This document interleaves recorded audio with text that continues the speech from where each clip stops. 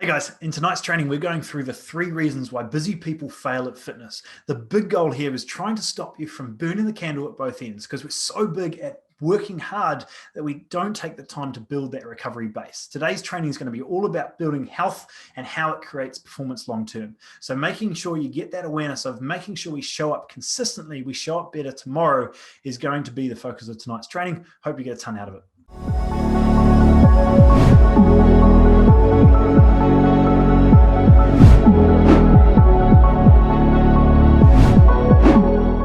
All right, so let's dive right in, guys, because I hope your week's been good so far and we're taking some time to step back, put some time aside for us and get an idea of how we can make it better. So hopefully if you can see my screen there, okay, we're going to be diving into sort of the top 3. And I've just got off a call with our private clients diving into a bit of a kickoff with our new members on how we're going to make sure that this process for them is successful. All right, so I'm going to take you through some of these top golden nuggets, and hopefully if any of these really resonate for you, it'd be great to hear from you, get an idea of which ones are some of the ones we can focus on. Okay, so why people get stuck, why this process, this journey of trying to do more and more really is not the answer, especially as we start to get older and we start to feel like our body's working against us.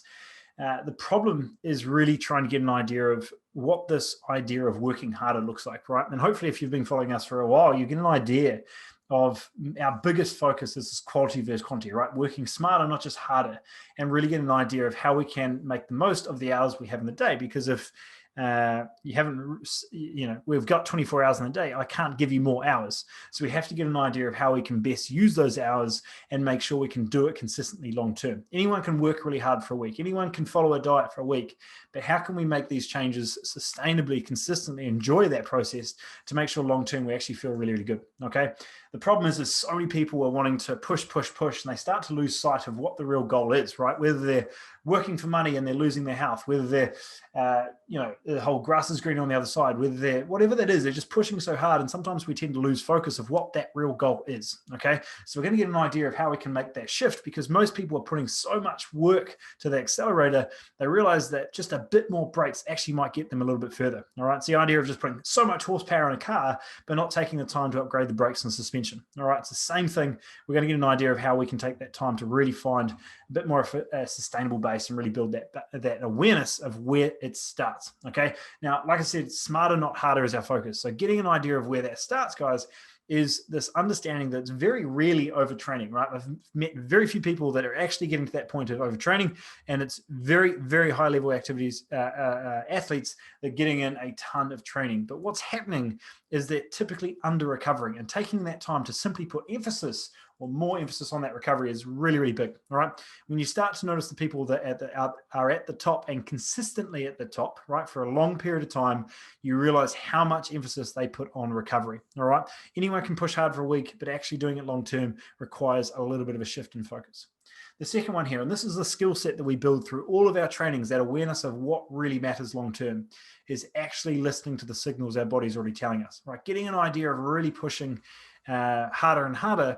If our body's feeling run down, sluggish, we're waking up, dragging ourselves out of bed, it's not putting us in a particularly good position to show up better tomorrow, right? And a lot of us are really, really short-term focused at thinking about how we can show up better today while sabotaging what we're gonna feel like, what we're gonna look like tomorrow, okay?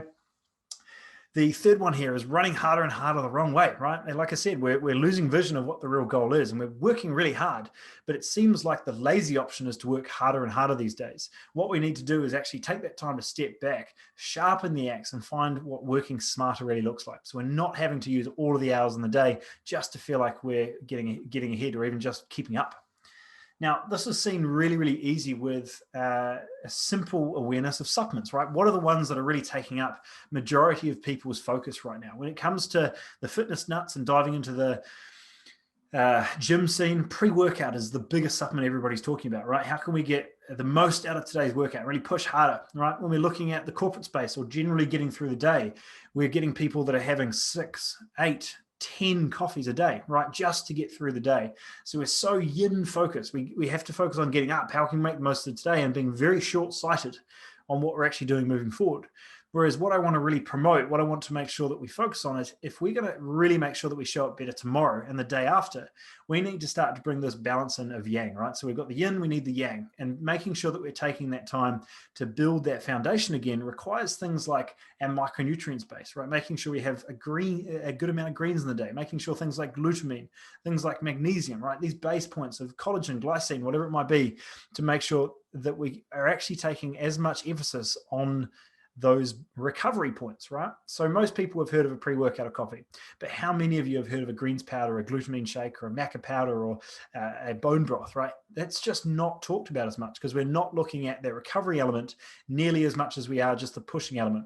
What that's doing is burning the candle from both ends and requiring us to actually need that again tomorrow because we haven't taken that time to use that recovery. So how can we show up better tomorrow is the bigger goal, rather than focusing on showing up better today at the expense of tomorrow is where most people's focus is. And where that starts is looking at that awareness of a night routine. Now, this isn't sexy. This isn't going to give you quick wins tonight. But if you put this stuff in place, what that allows us to do, as I said, is focusing on how we show up better tomorrow and how we consistently show up, really bringing our A game. Okay, so taking that time, if we want to have a good morning, right? Everyone's talking about the morning formula, making sure that we get up and go, we beat the day, all that good stuff. The only way that we have a good morning is by making sure we put some time aside at night to show up the next day, right? So being a little more proactive, setting up that night is our best way of showing up better tomorrow, okay? Being proactive with this simply means taking some time to actually put a level of respect, ownership, value on your own time to actually wind down. Okay, so rather than working until it's 10 p.m. or 11 p.m. or midnight, taking that time to actually give yourself a bit of wind down to make sure we're getting away from these screens and all this constant stimulus that's keeping that brain going and stopping us from being able to actually get a deep restorative sleep. And the last one here is obviously that light exposure, right? So that awareness, as I mentioned, of the blue light, the artificial lights, all of these shiny things that are telling our brain to stay wired, stay up, right? And this is where we get this tired but wired or the restless sleep because our body's not producing that melatonin. It's not calming down and being ready for sleep because it's getting that signal that still thinks it's in the middle of the day. All right. So getting an awareness of how there's that natural exposure and adjustment through the day in natural light, but we've become completely disattached to that or detached from that because we are under those artificial lights all day and we don't give that body that signal that it is actually time to calm down. And a lot of people struggle with it simply because of that light. Okay. And the third one I want to dive into, getting an awareness of where we can get a consideration here. This can get really technical, but all I'm going to say is we have people that are sort of A-type personalities, pushing really hard, go-getters that are seeking that same stress in all the other areas of their life, right? If you're someone who is high stress, the last thing that you should be doing or seeking out in your exercise routine is a spin class or a circuit or a CrossFit class or whatever it might be, because it's just putting more and more of that same metabolic stress on the body, okay?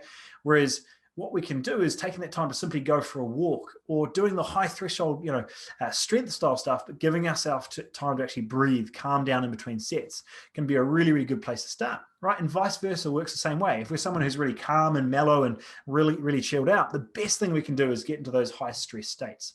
All right. So just taking that time, as I mentioned, to not just find the accelerator, but take that time to find the brake as well. If you're in a really, really high stress day, taking some time to do something more calming, like your yoga or your walking, can be really beneficial and so much more helpful than you trying to push the envelope in another spin class. And if you're someone who has had more of a calm, chilled, relaxed day, or just that personality type, then the best thing you can do is go add in one of those classes and really start to get a higher heart rate. All right. And just getting that balance, right? It's going to be a balance of two. We should have some mTOR response, and there should be some AMP response, simply meaning some strength training, some metabolic training, or some sort of endurance or cardio base. Having a balance, and finding your balance is something that's going to make sure that long-term you're not burning the candle from both ends. You actually feel like your body is responding, not just gravitating to the same exercise because that's what you've always done. If you're not seeing that body respond, what can we do to make sure that we're moving, we're getting some blood flow, but it's actually benefiting our body rather than just pushing us down and adding more stress on top of an already stressed state. All right. So that awareness of training, that awareness of the different types, not simply just movement, but what types we have available, can be really, really valuable at how we move forward. All right. And the last thing I want to leave you with today, guys, is simply this awareness that you don't get high performance without health. Health has to come before performance, all right? So with everything we do and how we focus with our clients, it's all about front loading that health base. So we're working with our body rather than against. If we can start to really bring this foundation to those 3 steps that we've gone through today, we start to identify what that missing link is, right? We get an idea of how do we identify that recovery pattern, what's getting stressed out, what's really holding us back, and what's that initial domino that we really need to start looking at to simply build that foundation. And sometimes it's as simple as some rejigging of the schedule so that there's time for you in that day. All right. And as I started with, that performance base, it'll only ever be as good as your recovery. So making sure if your performance is starting to suffer, just take that time to step back, and rather than just going automatically to another coffee or pre-workout or whatever that caffeine stimulus is for you, maybe think about how we can show up better tomorrow, right? Rather than just having that quick fix right now, start to be a bit more proactive. Take that time to show up better tomorrow. And if we can set those small foundations, just those subtle tweaks in what we think about long term, we'll be able to realize that we get up consistently fresher. We are more mentally sharp, and we're starting to see that level of energy naturally start to come back rather than the reliance of 3 coffees before leaving the house. All right. If we have that health base, we start to just look a little bit more long term, what that does to how we feel, how we show up, and how we consistently have our body on our side goes a really, really long way. Okay. So if you're one of those people who just feels like that body's starting to slow down, you're starting to see that it's just not tolerating that level of go getter the whole time. It's starting to really resist change, even though you push harder and harder because it's our initial response. Just take that time to step back, look under the hood, get an awareness of what are those recovery tools that we might have at play so that we can really move in the right direction and consistently actually enjoy it. Okay. If you want more help with this, if you want to dive deeper, more than happy to walk you through a game plan of how we could construct that, make sure we can simplify this process and really start to get an idea of getting your body back on your side. More than happy to dive into that with you. But otherwise, hope this training was really, really helpful, and hope you have an incredible rest of your week. See you later, guys.